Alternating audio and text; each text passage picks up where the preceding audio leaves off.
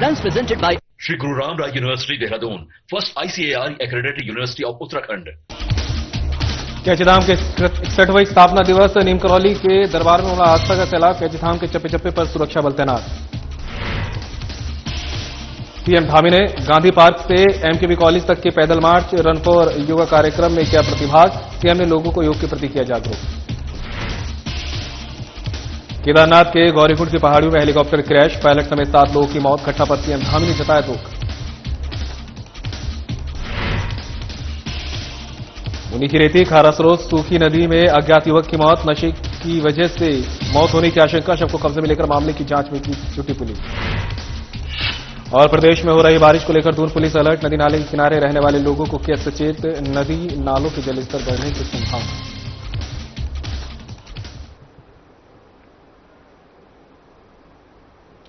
नमस्कार, देवभूमि उत्तराखंड की खबरें लेकर मैं हूं आपके साथ संदीप निरंजन सरकार। कैचीधाम के 61वां स्थापना दिवस के अवसर पर सुबह से ही नीम करौली बाबा के दरबार में आस्था का सैलाब उमड़ पड़ा है। धाम में सुबह 4:45 से बाबा नीम करौली महाराज के साथ मंदिर के देवी देवताओं को प्रसाद का भोग लगाया गया। मंदिर के प्रबंधक प्रदीप शाह भैयू ने बताया कि बाबा को भोग लगाने के साथ प्रसाद बांटना शुरू हो गया। वहीं नैनीताल डीएम वंदना सिंह भी कैचीधाम पहुंची, जहां उन्होंने व्यवस्था का जायजा लिया। साथ ही उन्होंने कहा कि भारी संख्या में श्रद्धालु कैचीधाम पहुंचे हैं, जिनको सुगमता के साथ बाबा के दर्शन कराए जा रहे हैं। एसएसपी प्रहलाद नारायण मीना ने बताया कि भक्तों को कैचीधाम लाने के लिए भीमताल, नैनीताल और हल्द्वानी से शटल सेवा शुरू की गई है। सुरक्षा को ध्यान में रखते हुए भारी संख्या में पुलिसकर्मियों को भी तैनात किया गया है। साथ ही पार्किंग और पेयजल की भी व्यवस्था की गई है, ताकि पर्यटकों और श्रद्धालुओं को किसी भी प्रकार की दिक्कतों का सामना न करना पड़े।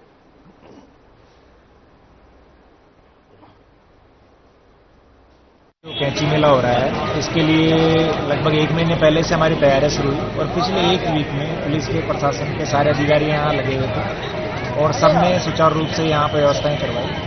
आज उसी का नतीजा है कि आज सुबह से ही बहुत स्मूथ तरीके से हमारा शटल सिस्टम चल रहा है। दर्शन व्यवस्था बहुत अच्छे से चल रही है। डायवर्जन प्लान भी बहुत अच्छे से चल रहे हैं। किसी तरह को कंजेशन किसी भी जगह पर जितने भी दर्शनार्थी आ रहे हैं, यात्री आ रहे हैं, बहुत अप्रिशिएट कर रहे हैं ये। और ये पुलिस के लिए, प्रशासन के लिए, सभी के लिए एक गर्व की बात है कि आज सक्सेसफुल तरीके से कैचीधाम का मेला चल रहा है। बड़ी संख्या में पुलिस बल की तैनाती की गई है, लगभग 1000 पुलिस वाले तैनात। हमें उम्मीद है कि जिस तरीके का अभी भीड़ चल रही है और लोग दर्शन के लिए आ रहे हैं, शाम तक हम लगभग 1.5 से 2 लाख यात्रियों के दर्शन करवाएंगे।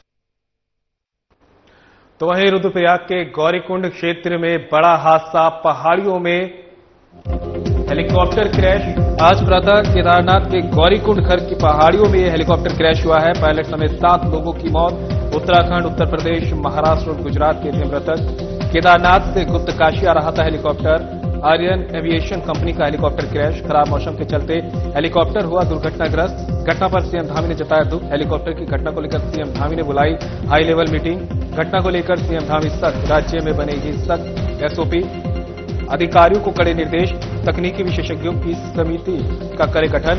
हेली संचालन की सभी तकनीकी और सुरक्षा पहलुओं की करे गहन समीक्षा के बाद एसओपी करे तैयारी, कहना से धामी का। हेली सेवाओं का संचालन पूरी तरह से सुरक्षित, पारदर्शी और निर्धारित मानकों के अनुसार हो। पूर्व में हुई हेली दुर्घटना और आज के हेली क्रैश के हर पहलुओं की गहनता से हो जांच। दोषी व्यक्तियों या संस्थाओं के खिलाफ होगी सख्त कार्रवाई। हेलीकॉप्टर सेवाओं पर 2 दिन की रोक।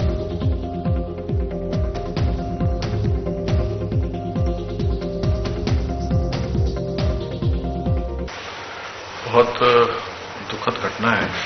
आज प्रातःकाल खराब मौसम के कारण एक हेलीकॉप्टर दुर्घटनाग्रस्त हो गया।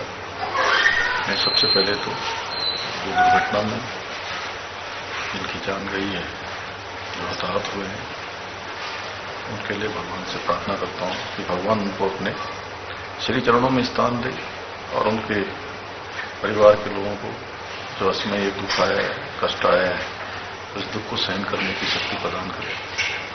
और साथ ही इनको गंभीरता से लेते हुए हमने तत्काल एक आपातकालीन बैठक बुलाई है और उस बैठक में निर्देश दिए हैं कि एक सख्त एसओपी बनाई जाए, जिसमें किसी भी कीमत पर जो हमारे डीजीसी के रूल हैं, मानक हैं, उनके मानकों के साथ किसी भी प्रकार का कोई भी ढिलाई न बरती जाए। और जो उच्च हिमालयी क्षेत्र हैं, उच्च हिमालयी क्षेत्रों में चलने वाले पायलटों को उसका अनुभव हो। ये एविएशन कंपनियां भी सुनिश्चित करें। एक कंट्रोल एंड कमांड सेंटर यहां पर स्थापित किया जाए और जो इस घटना में दोषी हैं, जिनके कारण से घटना हुई है, उनको तत्काल उनके खिलाफ सख्त कार्रवाई की जाए। और आज और कल 2 दिनों तक सभी एविएशन कंपनियां और डीजीसीए और यूपाडा और एआईबी सब मिलकर पहले एक बार पूरे आगे की हेली सेवा के लिए समीक्षा करें, तत्पश्चात ही हेली सेवा को चलाया जाए। आज और कल हेली सेवा नहीं चलेंगी, खराब मौसम भी है और जब तक लोग यात्रियों की सुरक्षा सुनिश्चित नहीं हो जाती तब तक ये सेवाएं बंद रहेंगी, क्योंकि हमारे लिए एक भी यात्री की जान सर्वोच्च प्राथमिकता है, उनकी सुरक्षा सर्वोच्च प्राथमिकता है। उसी के आधार पर आगे इन सेवाओं का संचालन होगा। ऋषिकेश के निकट मुनिकीरेती स्थित खारा स्रोत बाईपास पुल के नीचे सूखी नदी में एक युवक की मौत हो गई। पुलिस ने मृतक का शव कब्जे में ले लिया और एम्स की मोर्ची में रखवा दिया है। फिलहाल मृतक की पहचान नहीं हो पाई है। मुनिकीरेती के वरिष्ठ उप निरीक्षक योगेश पांडे ने बताया कि खारा स्रोत बाईपास पुल के नीचे सूखी नदी में एक युवक का शव पड़े होने की सूचना पुलिस को मिली। सूचना मिलते ही कैलालकेट चौकी प्रभारी राजेंद्र रावत पुलिस टीम के साथ मौके पर पहुंचे। चौकी प्रभारी ने आसपास के लोगों से मृतक के बारे में पूछताछ की। पता चला कि मृतक क्षेत्र में कबाड़ बीनने का काम करता था और कभी कभी भिक्षा मांगा करता था। इसके अलावा मृतक को ज्यादातर लोगों ने नशे में देखने की जानकारी भी दी, लेकिन किसी भी तरह से मृतक की पहचान नहीं हो पाई। मृतक के कपड़ों से कोई आईडी भी बरामद नहीं हुई है। मृतक की उम्र करीब 35 वर्ष के आसपास आंकी गई है। मृतक के जींस और हाफ टी शर्ट पहनी हुई है। इसके अलावा मृतक की जेब से बीड़ी, लाइट और माचिस बरामद हुई है। प्रथम दृष्टया शराब के नशे की वजह से ही युवक की मौत होनी प्रतीत हुई है। पोस्टमार्टम रिपोर्ट से युवक की मौत के स्पष्ट कारणों का पता चल पाएगा। मृतक की पहचान के लिए फोटो आसपास के सभी थाना क्षेत्रों में भेज दी गई है।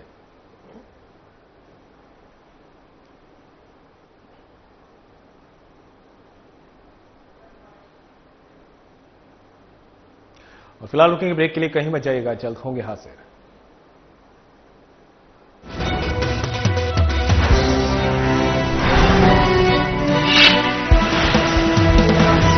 उत्तराखंड आस्था और आधुनिकता के संगम के साथ सर्वांगीण विकास की नई इबारत लिखता उत्तराखंड देश के यशस्वी प्रधानमंत्री श्री नरेंद्र मोदी जी के आत्मनिर्भर भारत और वोकल फॉर लोकल के विजन को साकार करने के लिए राज्य के मुख्यमंत्री श्री पुष्कर सिंह धामी के नेतृत्व में राज्य ने ग्रामीण अर्थव्यवस्था को सुदृढ़ करने की दिशा में महत्वपूर्ण कदम उठाए हैं। इसी क्रम में 8 दिसंबर 2023 में ग्लोबल इन्वेस्टर समिट के दौरान प्रधानमंत्री मोदी जी ने हाउस ऑफ हिमालयाज ब्रांड का शुभारंभ किया और 2 करोड़ लखपति दीदियों को सशक्त बनाने की दिशा में कदम बढ़ाया। यह ब्रांड उत्तराखंड के पारंपरिक और जैविक उत्पादों को राष्ट्रीय और अंतर्राष्ट्रीय बाजारों तक पहुंचाने का माध्यम बन रहा है। स्वयं सहायता समूहों, महिला किसानों और ग्रामीण उद्यमियों के प्रयासों को एकजुट कर उनके उत्पादों की गुणवत्ता और पैकेजिंग को बेहतर बनाकर उन्हें राष्ट्रीय और अंतर्राष्ट्रीय बाजारों में स्थापित किया जा रहा है। हाउस ऑफ हिमालयाज के तहत 48 उच्च गुणवत्ता वाले स्थानीय उत्पादों को नई पहचान मिल रही है, जिनमें मंडुआ, झंगोरा,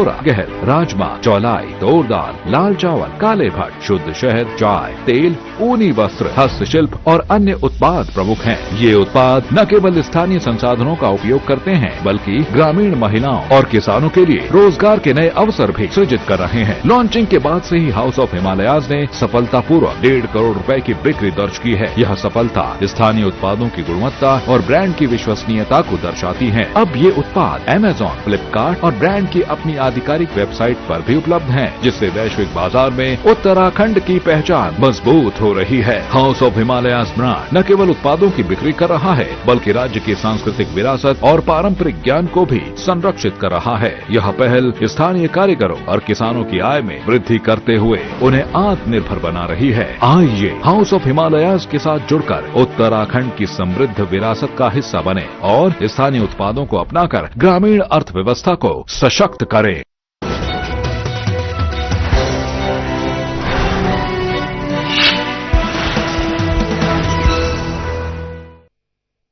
ब्रेक के बाद आप सभी का स्वागत है। खबरों में आगे बढ़ते हैं। विश्व प्रसिद्ध पर्यटन स्थल कैंपटी फॉल में उस समय हड़कंप मच गया जब एक काले रंग का लगभग 6 फीट लंबा सांप फॉल के पानी में आ गया।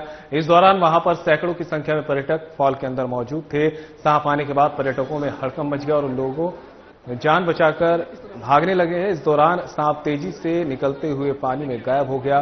तब जाकर लोगों ने राहत की सांस ली। बताते चले कि गर्मियों के समय में अक्सर हॉल में सांप आ जाते हैं।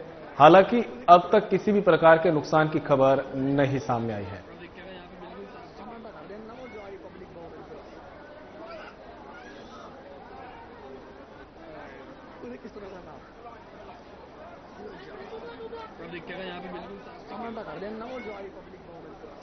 निवर्तमान नगर पालिका के अध्यक्ष अनुज गुप्ता ने नगर पालिका परिषद द्वारा लगाए गए वित्तीय अनियमितताओं के आरोपों का खंडन किया है। विगत दिनों नगर पालिका अध्यक्ष द्वारा शहरी विकास निदेशालय से पत्र के बाद अधिशासी अधिकारी को इको टैक्स बैरियर और मसूरी रोपवे में वित्तीय अनियमितता को लेकर जांच के आदेश दिए गए थे, जिसके बाद शहर में राजनीतिक माहौल गर्मा गया है। निवर्तमान नगर पालिका अध्यक्ष अनुज गुप्ता ने प्रेस वार्ता कर उन पर लगाए गए सभी आरोपों का खंडन किया है। उन्होंने कहा कि कोविड के दौरान जो भी छूट रोपवे और कोलूखेत बैरियर को दी गई थी वे उत्तराखंड शासन ने दी थी, उसमें उनका और बोर्ड का कोई लेना देना नहीं है। उन्होंने कहा इस छूट को देने के लिए शासन ने एक कमेटी का गठन किया था और कमेटी की संस्तुति पर शासन ने छूट दी थी। उन्होंने कहा कि उनके ऊपर लगाए जा रहे आरोप जनता को गुमराह करने, मेरी छवि को धूमिल करने और मेरी आवाज को दबाने के लिए किए जा रहे हैं।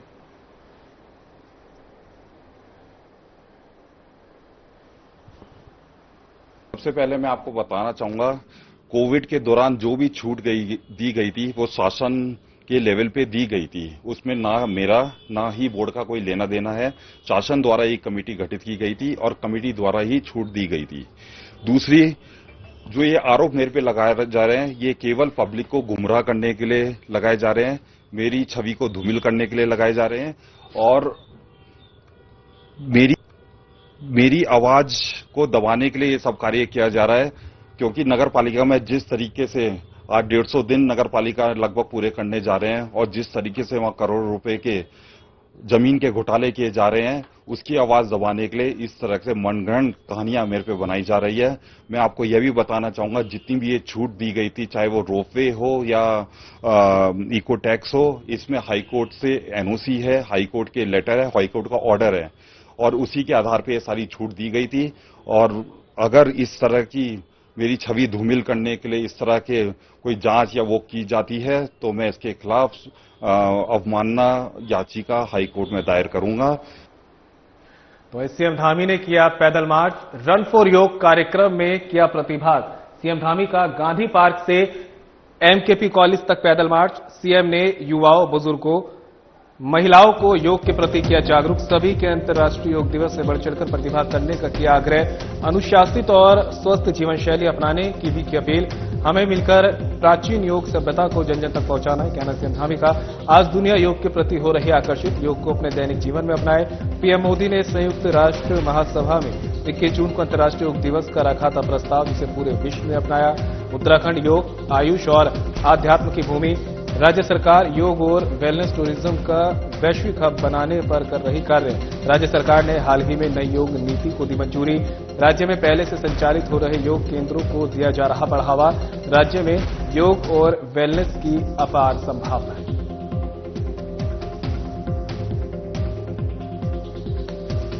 देश के अंदर योग दिवस बहुत धूमधाम से मनाया जा रहा है। उसी क्रम में देवभूमि उत्तराखंड में भी हम बड़े धूमधाम से योग दिवस को मनाएंगे और हम योग नीति भी इस बार लेकर आए हैं।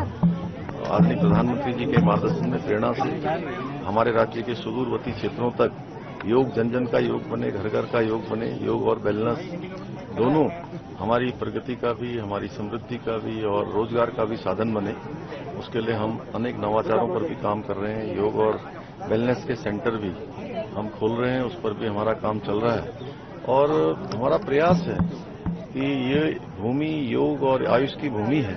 इस भूमि में योग जो है नवाचार के साथ साथ एक रोजगार का भी प्रमुख साधन के रूप में बने। हमारे नौजवान युवा उससे जुड़े, उसके लिए सरकार की तरफ से जो प्रोत्साहन करना है उस पर भी हम काम कर रहे हैं। सीएम साहब, योग नीति की राजधानी, योग की राजधानी, वेलनेस की राजधानी, अध्यात्म की राजधानी कहीं है तो यही हमारा देवभूमि उत्तराखंड है। उसमें से हमारा हरिद्वार ऋषिकेश इसका प्रमुख केंद्र है। और फिलहाल रुकेंगे ब्रेक के लिए, कहीं मत जाइएगा, जल्द होंगे हाजिर।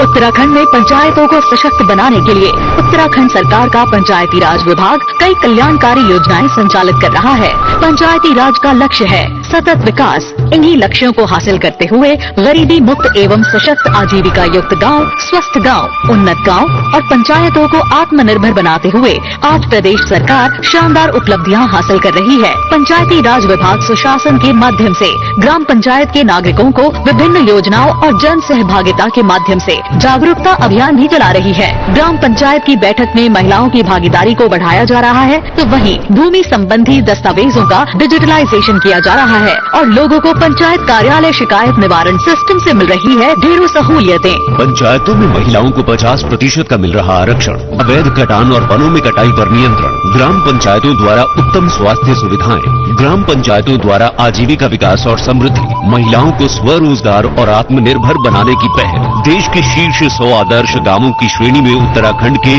10 गांवों के नाम भी शामिल हों। इसके लिए पंचायतों द्वारा गांव के चहुमुखी विकास के योजनाबद्ध तरीके से योजनाओं का लाभ ग्रामीणों तक पहुंचाया जा रहा है। प्रत्येक विकास खंड में 5-5 गांवों को आदर्श ग्राम बनाया जा रहा है, जिसमें हर जरूरी जीवन सुविधाएं उपलब्ध कराई जा रही हैं, जिनमें शामिल है पंचायत भवनों के निर्माण के लिए धनराशि बढ़ाकर 20 लाख रुपए की गई। गांवों में सड़क निर्माण, ओपन जिम और पार्कों का निर्माण, शहीदों के नाम पर गांवों में द्वार, स्कूल और पंचायत भवनों के नाम, गांवों के समग्र विकास, स्वच्छता, कूड़ा निस्तारण पर विशेष ध्यान, ग्राम पंचायतों में कंप्यूटर और हाई स्पीड इंटरनेट की व्यवस्था। पंचायतों के सशक्तिकरण के लिए केंद्र सरकार के सहयोग एवं राज्य सरकार के निर्देश में संचालित की जा रही इन लाभकारी योजनाओं के शानदार परिणामों से संवर रहे हैं उत्तराखंड के गांव और आखिरी व्यक्ति तक पहुंच रहा है योजनाओं का लाभ। ग्राम पंचायतों का हो समग्र विकास, पंचायती राज का है यही प्रयास।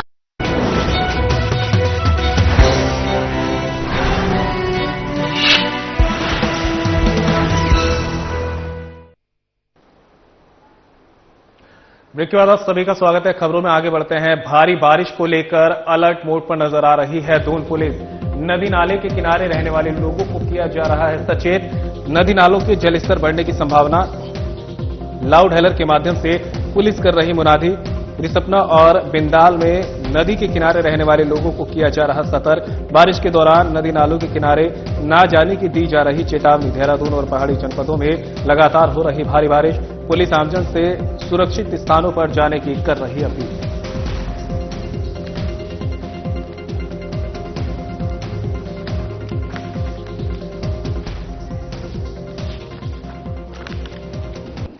भारी बारिश की चेतावनी दी गई है। कोई भी नदी की तरफ ना जाए और ना ही अपने बच्चे और मनुष्यों को जो है नदी की तरफ जाने दें। आप सभी को सूचित किया जाता है, लोगों को सूचित किया जाता है। मौसम विभाग द्वारा भारी बारिश का अलर्ट जारी किया गया है। अतः आप सभी लोग नदी नालों के पास न जाएं, अपने आप को सुरक्षित रखें।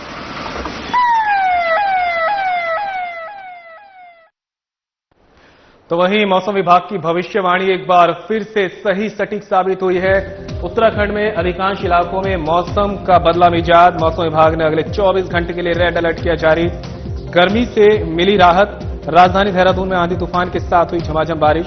देहरादून में कई स्थानों पर हुआ जलभराव। पहाड़ी इलाकों से लेकर मैदानी क्षेत्रों तक लगातार हो रही बारिश। नैनीताल, पिथौरागढ़, बागेश्वर, चंपावत, चमोली और रुद्रप्रयाग में तीव्र से अति तीव्र बारिश की चेतावनी। जलभराव, भूस्खलन और नदी नालों के उफान पर आने का खतरा। प्रशासन ने की लोगों से सतर्क रहने की अपील। राहत और बचाव दल अलर्ट मोड पर।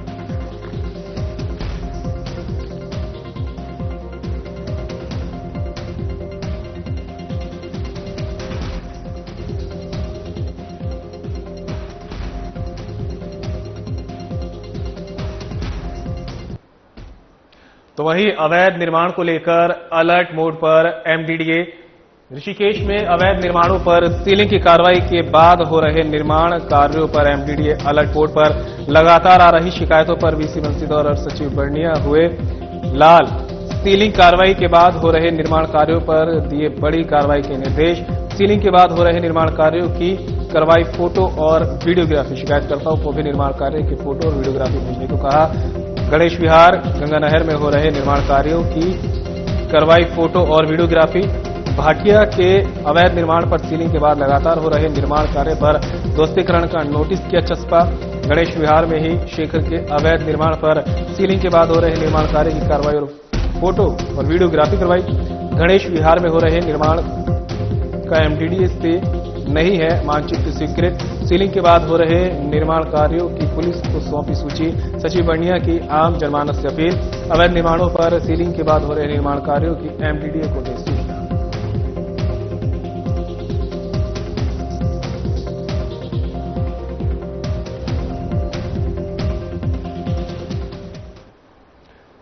खबर पर ज्यादा जानकारी के लिए उत्तराखंड से हमारे ब्यूरो चीफ कमल शर्मा हमारे साथ जुड़ गए हैं। कमल, एमडीडीए एक बार फिर से एक्टिव मोड में नजर आ रहा है। अधिकारियों ने साफ निर्देश दिए हैं कि जिन जो निर्माण चिन्हित किए गए हैं सीलिंग के लिए, अगर उन पर दोबारा से अवैध निर्माण आगे सुचारू रूप से किया जाता है तो उस पर कड़ी कार्रवाई की जाएगी। हाँ संदीप, कहें तो अब ये जो एमडीडीए है ये आवास विभाग में आता है और आवास विभाग जो है वो माननीय मुख्यमंत्री जी के पास है। और जहां मुख्यमंत्री जी के पास जो डिपार्टमेंट होते हैं वहां पूरी तरह से नियमों से, सख्ताई से और कड़ाई से पालन किया जाता है और इसी के निर्देश अधिकारियों को होते हैं। इसी श्रृंखला में जब लगातार ऋषिकेश में अवैध निर्माणों की शिकायतें लगातार पहुंच रही थी तो उसके बाद बंशीधर तिवारी ने यहाँ पर ऋषिकेश के लिए और देहरादून के कई इलाकों के लिए 5 जोनों को बांटा गया। 5 जोनों में बांटने के लिए अलग यहाँ पर टीमें बनाई गई। देहरादून से टीमें बनाई गई। ऋषिकेश कार्यालय उसमें संयुक्त रूप से भागीदार बना और सबसे बड़ी बात है कि उसमें इन टीमों को हर हफ्ते यहाँ पर भेजा जाता है। जहां जहां शिकायतें आ रही हैं, जहां जहां अवैध निर्माण आ रहे हैं, जहां बिल्कुल भी मानचित्र पास नहीं है विभाग से, तो वहां पर नोटिस करके और उसके बाद कार्रवाइयां शुरू की जा रही हैं। और लगभग ये पिछले 20-25 दिन से अभियान चल रहा है और लगभग अगर हम कहें तो 15-20 सीलिंग अभी तक हो चुकी हैं और ये कार्रवाई लगातार आगे भी जारी है। तो इसी के बाद हम कहें तो लगातार जहां जहां सीलिंग हुई है उसके बाद लगातार निर्माण कार्य नहीं हो सकते। इस प्रकार की शिकायतें भी लगातार बंशीधर तिवारी और मोहन सिंह बने और सचिव हैं उनके पास लिखित रूप से व्हाट्सएप के माध्यम से और अन्य फोनों के माध्यम से लगातार पहुंच रही थी। जिसके बाद हम देख रहे थे कि परसों जब ये काफी शिकायतें वहां पर पहुंची तो कहीं ना कहीं जो अधिकारी हैं वो गुस्से में लाल हुए और उन्होंने स्पष्ट रूप से अधिकारी को निर्देश दिए कि यहाँ से टीमें जा रही हैं देहरादून से, उसके बाद कार्रवाई की जा रही है। लेकिन उसके बाद भी सीलिंग के कार्य के बाद कई निर्माण कार्य चल रहे हैं जिसकी शिकायतें लगातार हमें प्राप्त हो रही हैं, तो इस पे कड़ा एक्शन लिया जाए। उन्होंने ऋषिकेश कार्यालय और जो 5 टीमें जो देहरादून से आती है उनको कहा। तो इसके बाद अब जब जानकारी एमडीडीए से मिली तो उन्होंने बताया कि कहीं ऐसे अवैध निर्माण भी थे जिसका सीलिंग की गई कार्रवाई की है और लगातार वहां पर काम उस पर चल रहा था। हमने वीडियोग्राफी बनाई है पुरानी और अब देखा जा रहा है कितना काम उसमें हुआ है, फोटोग्राफी कराई है और कहीं जगह तो हमने ध्वस्तीकरण किए हैं और वहां नोटिस भी चस्पा कर दिया है। तो उन्होंने कहा है कि अब इस सब की सूची भी जो पुलिस को भी दे दी गई है कि यहाँ निर्माण कार्य कर रहे हैं तो इसमें कड़ा एक्शन लिया जाए। वो किस प्रकार का एक्शन होता है ये आने वाले समय में पता चलेगा। पर जिस हिसाब से लगातार शिकायतें वरिष्ठ अधिकारियों तक पहुंच रही थी तो कहीं ना कहीं अब वो पूरे एक तरह से कहना क्रोधित रूप में दिखाई दे रहे हैं और उन्होंने स्पष्ट रूप से सभी को आदेश दिया है कि इस प्रकार की जो शिकायतें बर्दाश्त नहीं की जाएंगी और जो लोग एमडीडीए के नियमों का पालन नहीं कर रहे हैं उनके खिलाफ कड़ी कार्रवाई की जाए। इसमें कोई राजनीतिक दबाव या किसी का भी कोई बर्दाश्त नहीं किया जाएगा क्योंकि अब ये सीधा जो विभाग है वो राज्य के मुख्यमंत्री से जुड़ा हुआ है। इसमें किसी प्रकार की सिफारिश नहीं चलेगी, कोई सुनाई नहीं। जो नियम का अनुसार काम होता है अब अनुसार कार्रवाई की जाए और वही हम देख रहे हैं कि कहीं ना कहीं ये चीजें दिखाई दे रही हैं। बिल्कुल कमल, जिस तरह से शिकायतें आ रही हैं उसके बाद एमडीडीए भी कार्रवाई में लगातार जुड़ा हुआ है। क्या अभी तक ऐसे लिस्ट अभी तक सामने आई है जो जहां पर सीलिंग की कार्रवाई हुई हो और उसके बाद भी निर्माण कार्य किया जा रहा हो? हाँ, कई ऐसे विस्थापित की शिकायतें आई हैं, गणेश विहार की शिकायतें आई हैं और अन्य जगह की शिकायतें हैं, और उन्होंने अपील भी करी है कि जो जनमानस है कि नियमों का पालन करते हुए, और आप लोग भी जागरूक नागरिक हैं, जहां आपको लगता है कि सीलिंग हो चुकी है और उसके बाद काम कर रहे हैं, उसकी शिकायतें, उसकी जानकारी एमडीडी कार्यालय को दी जाए। और मैं देख भी रहा हूं कि लगातार जब हम देखते हैं, जाते हैं, जानकारियां प्राप्त करते हैं, तो लोगों की शिकायतें भी आती रहती हैं। अब उस पर कहीं ना कहीं एमडीडी कड़क दिखाई दे रहा है, और एमडीडी का यही कहना है कि हमारा नियमों का पालन करना हमारी प्राथमिकता है। जहां भी ऐसा कहीं लगता है हमें जानकारी दीजिए। और उन्होंने कहा है कि ज्यादा से ज्यादा मानचित्र लोग पास कराएं, और लोग, उनका यही कहना है, मकसद है कि ज्यादा से लोग मानचित्र पास कराकर ही निर्माण करें, जिससे उनका भी फायदा है, एमडीडीए को भी राजस्व मिलता है, जिससे पूरे एमडीडीए जितनी भी विधानसभाओं में एमडीडीए आता है वहां विकास कार्य करता है। और ऋषिकेश हो चाहे देहरादून की अलग अलग विधानसभा है, लगातार हम देखते रहते हैं एमडीडीए की विकास कार्य जारी रहता है। वो इन्हीं से विकास कार्य आता है, जब मानचित्र पास होते हैं उससे जो फंडिंग होती है उसी से विकास कार्य होते हैं। बिल्कुल कमल, तमाम जानकारी के लिए आपका बहुत बहुत शुक्रिया। और फिलहाल इस बुलेटिन में मेरे साथ इतना ही, दीजिए इजाजत, नमस्कार।